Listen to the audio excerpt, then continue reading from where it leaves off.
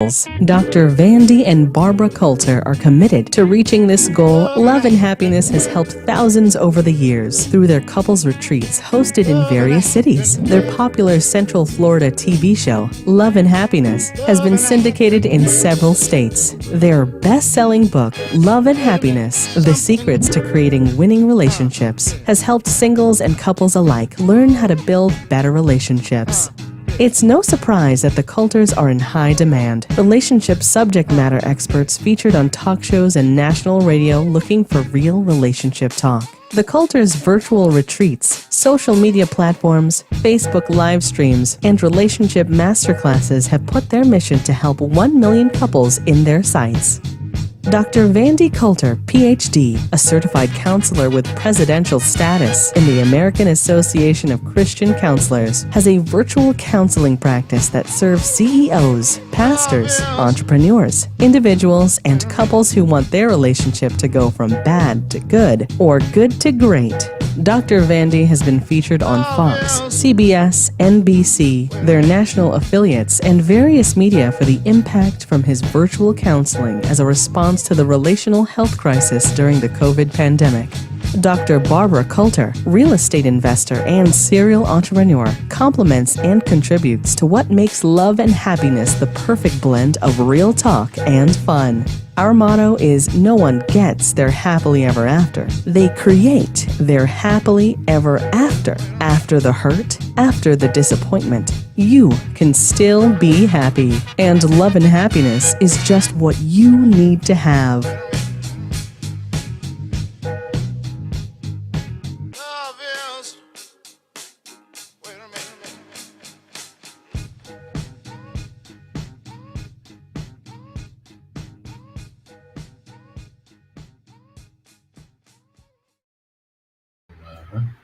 All right. Good afternoon. Good morning. Good day. Happy Saturday. That's right. We're going to do something really cool today because it's clear that a lot of couples can benefit from this topic. If loving you is wrong, I don't want to be right. And what we're going to do is talk about how complicated it is when you're actually in love with somebody who you know, it just feels like this whole relationship is wrong, but you just don't want to break up the relationship, right? Mm-hmm. That's about it. That about sums it up. Mm-hmm. All right. So before we get started, this is something we would love for you to take the time and share, because sharing is caring. And take a second and share it with your page, because I promise you that you know at least one person in your social that absolutely feels like can benefit. Yeah. Today's. Thank you. That can benefit. Mm-hmm. All right. So when you know that the person that you love is wrong for you, but you rather live wrong because it would mean I have to break up the relationship. Start over again. Yeah. And who really wants to start over? Yeah. A lot of women are looking like, oh, I'm in my 30s. You got to talk up, baby. A lot of women, are, saying to themselves, I'm in my 30s, I'm in my pushing 40s, and I got to make it happen. And they'll stay in a dysfunctional relationship. Yeah. Sometimes men will do the same thing, because it's like, I remember talking to someone a few years ago. He was like, well, I've never been alone. Right. And I know this is toxic. I know this is wrong, but I don't want to be by myself. I'm like, dude, fall in love with you. Yeah. Date yourself if you've never. But it is hard, though. I think you touched on it. A lot of times people don't really want to start over because, they love the person. And if you love them, it's harder it's easy to leave somebody you don't love anymore. But think about don't you think though it's easy to leave somebody that you don't love anymore versus if I still love them. It's like you just want to find a way to work it out. Just on that point for a second. Yes. Yes, the short answer is yes. But if you really examine your definition of love, I find it sometimes is really dysfunctional love. Mm-hmm. And if you're not loving yourself because you're allowing yourself to stay into some type of relationship where it's not good for you, it's not authentic love, because you are really your perception of it is a little twisted, and you're making yourself see something that's not there. So if it's dysfunctional, I agree with you. Years if it's ago. Wrong because almost 30 years ago. It's like an unhealthy kind of love. Right. So how can you possibly love them? Yo. You love being in love. You love the thought of having a relationship, but you ain't. Yo, but check it out. You just said something, right? Like when I was saying it. No, well, yeah, that's a great point. Okay. But here's the complexity of it. Okay.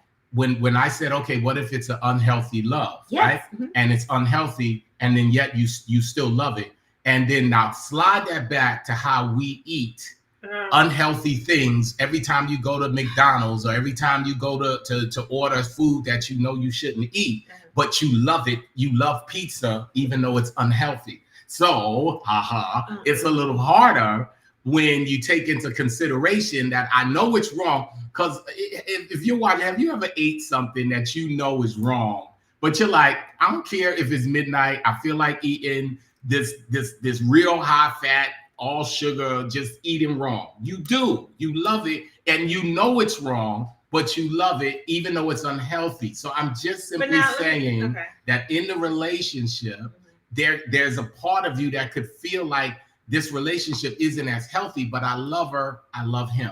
And that's all I'm trying to say. I'm not trying to solve it. Okay. I'm trying to point out how complicated it's when it's dealing with the fact that it may not be as healthy as it should be, but I love them though. I understand your point.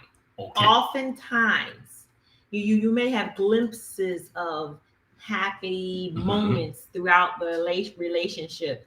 But you have more days that you're crying than celebrating. You have more days that you're angry and frustrated, and then you're like just cruising. And I think for me, almost 30 years ago, it was almost the fact that, you know what, I really had promise for this situation. And I was holding on to the promise of what could have been versus the reality of what was going on. And I think people oftentimes will stay in that dysfunctional relationship in hopes that one day it'll be better. Right. And it's like, you're really like looking at the possibility of change. And you're ignoring what you really should be looking at. Everybody see. You even see it. It's like, oh no, I'm gonna So here I'm gonna keep it in the food thing and to see if we can slide into a possible rational hold on. How you gonna you don't even know what I'm saying. Okay. What am I going to say? Tell me what I'm saying. What am I going to say? Since you're going to finish my sentence.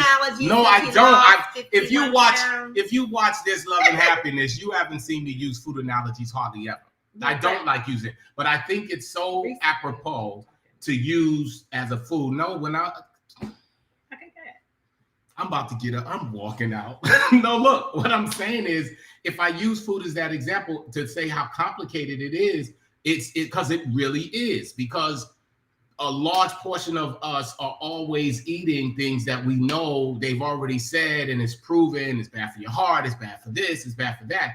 And when you were saying that hey, if you're in a relationship and you know that, basically it's toxic, but you love the person, all I'm trying to say is let's talk about the truth that it's easier to say, oh, just leave, oh, just stop eating pizza, oh, just stop. It's easy to say that, but it doesn't click because it's said. That's all I'm trying to say, is that sometimes there's such a process to that pain that it's not because more bad days than good, I'm out.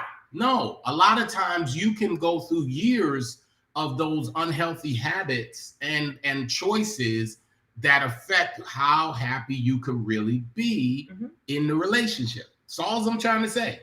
And if we just that's not as complicated as every Friday night he's hitting her. No, that's an easy, girl, get out. Right. But when it's unhealthy and it's weird, all I'm saying is that sometimes makes it difficult to figure out, how do I, I love you. And I know we got a lot of stuff that's wrong. So all I was trying to get out is to give some balance to the reality that it's really not, it's complicated. And, so let's take a step back and kind of dissect it a little bit. If I were to ask you what makes someone willing to love the wrong, to stay in a relationship that's really not right, but the relationship is wrong, but they love them? What makes somebody willing to stay in that? Fear of being lonely. Okay. Fear of failing again. I like that. People looking at their age. Wow. Well, so stop with each one. The first one you said is fear of failing. I thought alone and then failing. It could be that. Yeah, failing. Right. Okay. So a lot of times people don't want to be alone. They don't want to be alone. They're like, oh, I don't want to be lonely. I don't want to, start over again. Right. And it's just that, for me, I had to find, until I began to love myself, fall back in love with myself. Yeah. Because I had to fall back in love with me. I'm like, wait a minute, girl, shake yourself. What's going on with you? Slap. But I had to make myself a priority. And I think if people, I think it's a fear of failing again, a fear of being alone. And so they're not loving themselves properly. Because if you love yourself properly, you're going to just like, this is wrong. I can't do this. And stop looking at your age. Stop looking at, I'm going to be lonely again. Stop looking at, date yourself. Take yourself, So since you were transparent, I'll do the same. And I was trying to figure out something I had a unhealthy relationship once in my life that I thought I loved the person. So I let it spiral into unhealthiness. Right. So in that unhealthy, in this particular case, it was just something I was never accustomed to, which is a makeup, breakup cycle. And I think that if I were to just try to say, like what made me willing to put up with it, it was really kind of like rooted in more like just the when it was right, it just felt right for all of the body, everything on my body wise was like, the flesh, it felt right. That felt right. And a lot of times the ooh-wee will kind of take over all the other issues. You'll throw logic out the window. Yes, a lot of times with women, or men, like you just said, they'll stay in that dysfunctional relationship because of flesh. Yeah. Or the soul tie, the sexual connection. The sex has been rocking. Yeah, but once you get the bedroom, you got to face life, and they crazy, and they crazy. So you need to get yourself together and stop being crazy and leave. Because hey. So then back to your points about why compromising yourself in the name of love. One is they didn't want to be alone. The other thing you said was they want to start over again. Because starting over is a process a lot of people are not in the mood for, and sometimes they rather stay with the devil they know than find the devil they don't know. Right. And also, it could be the embarrassment also that you don't brag on this person with your family, your friends, and the appearance of this person got, all our peers, all our friends have somebody, and I don't want to be embarrassed. And it could be anything. But I think for me, it was dysfunctional love. I wasn't loving myself. I forgot who I lost myself in the relationship, and I gave over my identity, and I was not treating myself better. Yeah, no, and that's cool. And for me, I was in love with myself 150%, but my dysfunctional, like a dog returning to their vomit in the scripture, my mindset was it was like you just create these dysfunctional patterns. It's like people who just eat the wrong stuff. They know it's not healthy, but it's a pattern. It's not easy to just say, push back from the pizza or the ice cream. It's really not. But why do people? Why do people, if they know that they have a dysfunctional pattern, and you go and you talk to your friends, why do they encourage you to, to stay? Or why do they encourage you to like, it's going to be okay? Why do they just not tell the truth? Versus, some people don't. Some people, they tell you what you want to hear versus what you need to hear. So you had people telling you what you want to hear? In my case, no, my family was like, girl, run. Right. Run. My family. My friends was like, really? Yeah. If I had that cartoon SMH emoji that's doing like this, everybody around me was like, my friends SMH. Was like, but girl, I'm like, they was trying to say find a way to make it work. So they were enabling. Well, they weren't saying find. They wasn't saying find a way to make it work or stay. But they wasn't. They were pacifying me, enabling me, Uh-huh. and they weren't telling me the truth. Like I need people to say, "Girl, listen," and they weren't saying that, and they So- almost was like, almost like what? was not encouraging, but they weren't. It's like you're not help at all if you're not going to tell me where I need to be corrected at. Yeah, they weren't but correcting me. They weren't saying, in fairness, Mhm. some of them may have not. I wasn't there, but what I can tell you is I had people telling me, Mhm. like, yeah, that's not healthy. That's not good. And Okay. I was like, nah, I'd be all right. You know what I mean? Oh, So I think it all depends. Sometimes we hear it and we're not ready to hear it in that moment. Right. There's plenty of times if we use our own life that there's conversations we would have Mhm. that on the 744th time, Mhm. maybe it's phrased a certain way Mhm. that ears are open. Mhm. And it's the same truth, but it's said in a season Oh, Corey, when you catch, different. when Yeah, you catch that and maybe person. how it was phrased in a Mhm. way that it kind of went right to that situation. It Mhm. targeted that part of our pain point that allowed you or I to go, okay, I hear that. Mhm. You know what I'm saying? Yeah. So okay. So that being the case, Okay. then, and I'd love to know if anyone watching would have a thought about this in terms of, what makes someone stay in the wrong relationship, or when you know it's kind of not healthy, but you still kind of feel like maybe the person will change, or maybe there's other things that outweigh what's wrong about your relationship. They might be real good at these other areas. It could be low self-esteem too. I thought about that. It could be low self-esteem, like you really think that you deserve the dysfunction, or you can't get any better, or this is the best it's going to get. But it's interesting. Notice how all of her examples they are just jacked up, like low self-esteem. They don't want to be. Those realities. They are realities, and the realities that I'm saying is maybe I'm juxtaposing the two, and I'm just noticing how like we are looking through different like glasses. If I could just finish what I'm saying, that when I'm saying it, maybe they got more things they love, but this is still wrong, and you're like, no, low self-esteem thing. And I'm like, they're all truths, both are true. Okay. But I'm trying to see if we can, I'm going this way while you stay here in the hopes we come in the middle to discover. I got something. an answer for that. All right. Because women, we think out of one side of our brain, right. And the guys, and for a woman, normally, thank you. a man can just bounce.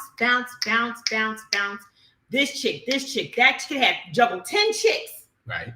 A woman, we're looking for like substance. We'll start to look inside of what's wrong with me if the dude is cheating. So you'll look at somebody who's a scrub and just be like, no. But he does cut the grass well. No, oftentimes women, they suffer. I'm not saying men don't suffer from low self-esteem, but sometimes women, they do. And then they start to pull themselves apart. Well, maybe I'm not good enough. Maybe if I need to lose weight, or maybe if I was light skinned, maybe I was dark skinned, maybe I was this, maybe I was that. Maybe they'll pick themselves apart. Where a man, he's not going to pick himself apart. If he get, he's just going to bounce on a chick. Women, we're going to like, oh, what do we do wrong? So you internalize everything, and men externalize it, like, and that's why a lot of women always feel like the man is always making it about them, because it's like you the problem, and we do as tendency, we think outside of ourselves. Oh, from a woman's perspective, we don't always bounce. We can bounce back once we fall in love with ourselves and remember who we are. But oftentimes, men can just bounce back. Not all of them, but bounce back. And for example, that's why you see an old man, 65 years old, with a 25-year-old woman.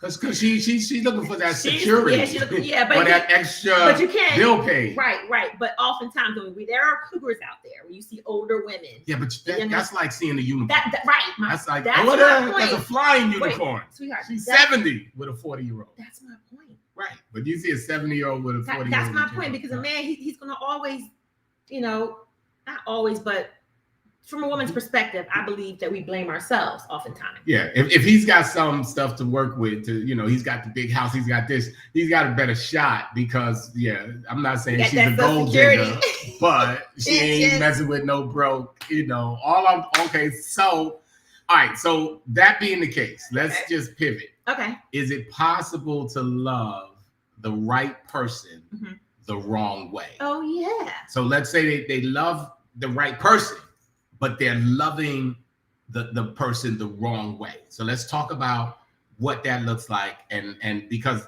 I think that's an easier catch to kind of step back and rebuild, because you do love the right person, but it's the wrong way. But the way that you're loving them is the wrong way. We talked about this many years ago. Yeah. I think in one of our seminars. This is going to be good. That we bring everything into the relationship that came with us. Like, I can't love you the way I love my old boyfriend. And oftentimes, we'll get into situations where you'll try to love me like you love Susie or Sally or whatever. No, teach me how to love you. You have to love me the way I need to be loving. So you can act, it could be the right person, but you're loving them the way you loved the other past relationships. Well, you just triggered something. So let's talk about it from this perspective. Let's say the person we're going to say, Adam and Eve. All right. So Adam loves Eve. Eve loves Adam. All right. I'm going to do Eve, and you can beat up Adam. I'm gonna mess with Eve. I'm gonna mess with Eve. Okay. So ladies, I'm messing with y'all. So Eve. This is unscripted. I have no idea what he's gonna say. Eve's personality type is to nitpick. Okay. But Eve loves some Adam.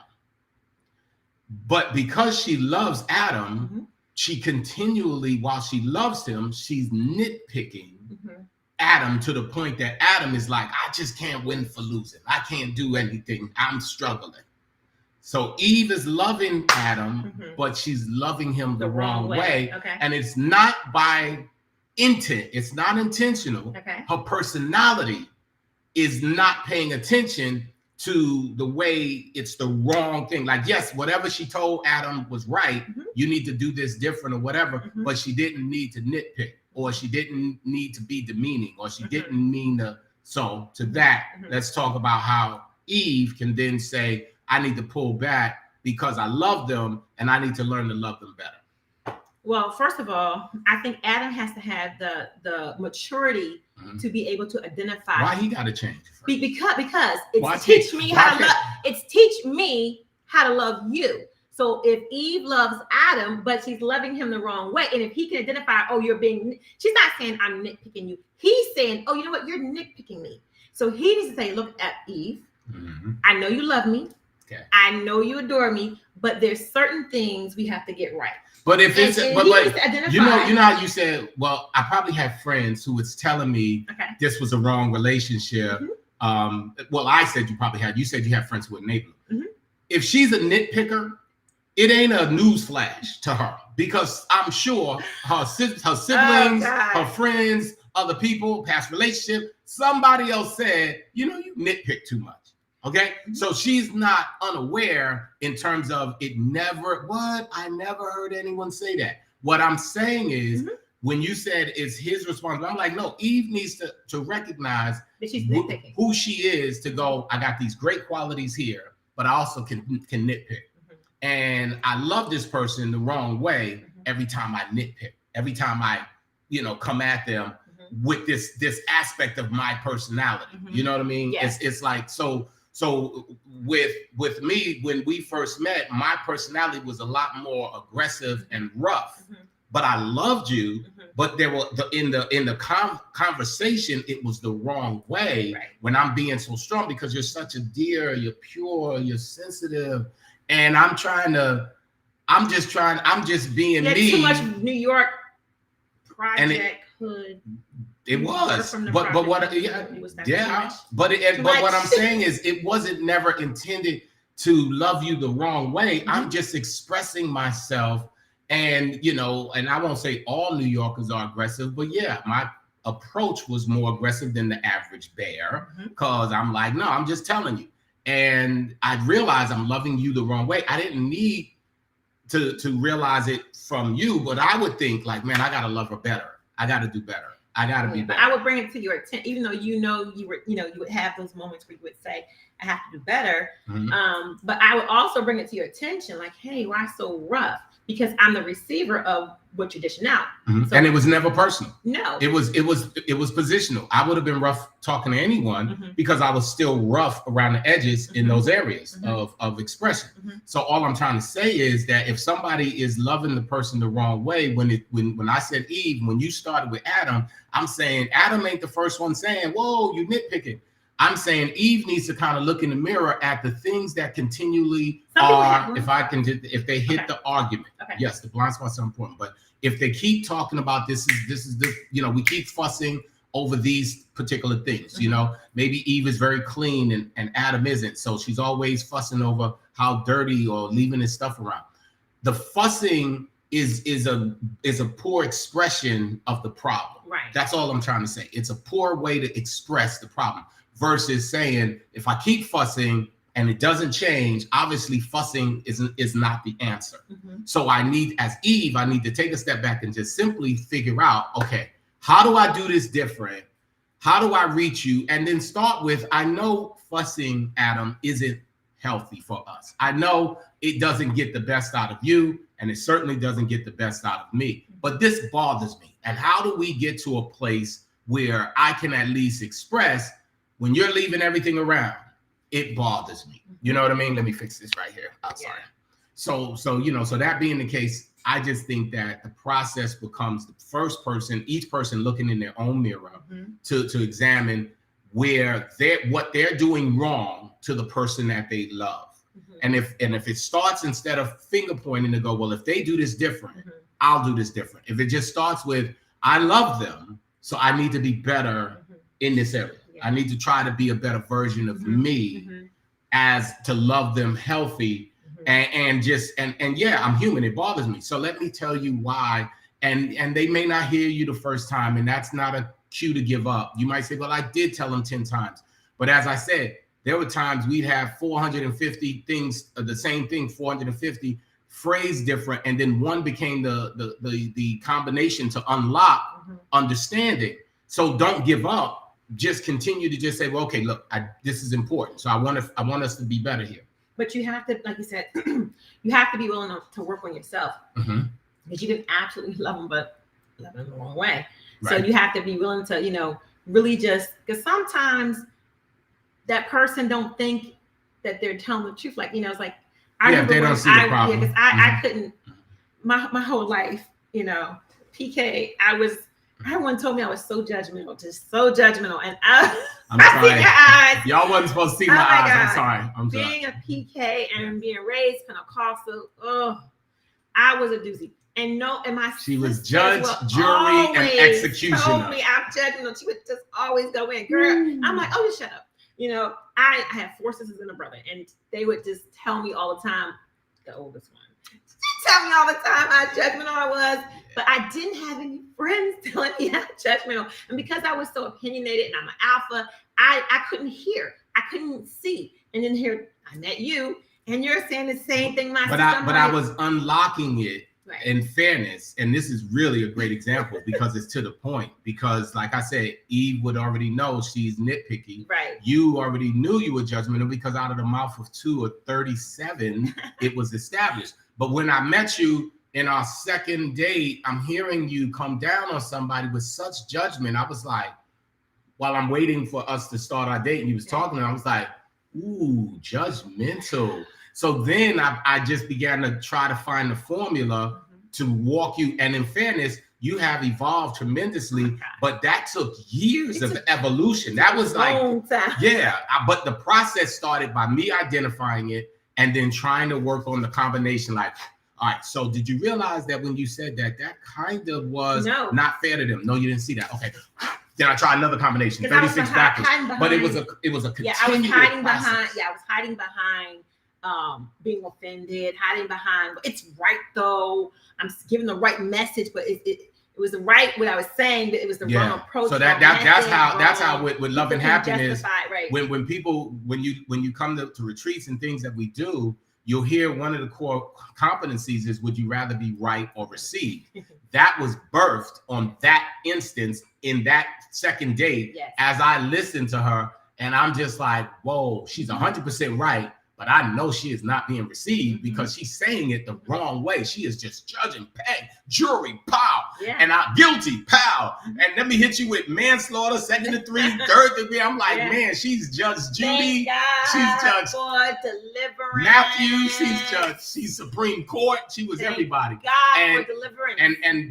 But the truth is, on the day, that second date, 23-ish years ago, right? Yep. When I said, would you rather be right? I just listened to you and I was like, whoa, I kind of dig her. That's really judgmental. So you came down and I politely said, okay, I think you was right, but would you rather be right or receive? Pentecostal roots. But all I'm saying, from that though, yeah. All I'm saying is on that day, I didn't truly reach you. It didn't change. But that was the beginning of the communication. 10 plus 12 years. 15 years later. It was a while. But in fairness to you, it might have started when I met you. You was 100% judgmental. Yeah.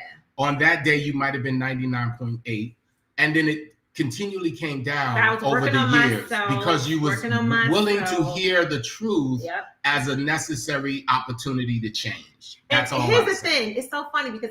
But we gotta go. It's 11:30. What else? Things you want. No, here's the thing. Right? She's like, no, I gotta defend myself. I was judgmental, but I was a nice person. I did everything for everybody. Sometimes it's hard to receive it from the loved ones. Okay. So that day when my professor said at school, girl, lady, do you realize you were this? I'm like, you're an outside person telling me this. But yeah. Okay. It was crazy. Sometimes it's hard to receive. It's a process. So listen, we got some great stuff coming up. And those of you who are watching and or share, you should go to our website, loveandhappiness.tv, and put in your email address because we're about to start a small group couples retreats. We're renting out some mansions, 10, 15 bed kind of, situations. In the sunny state? Yes, here in Florida, in Orlando and Tampa. And, there's a place on our homepage where you can put your email to get all the details as we get ready. By this time next week, we'll talk all about it and you'll see why it's going to be awesome and why you should come. But you can get a head start. All right. So until then, we'll see you next week. Right? Good. All right. Saturday. Bye. Take care. And we are out.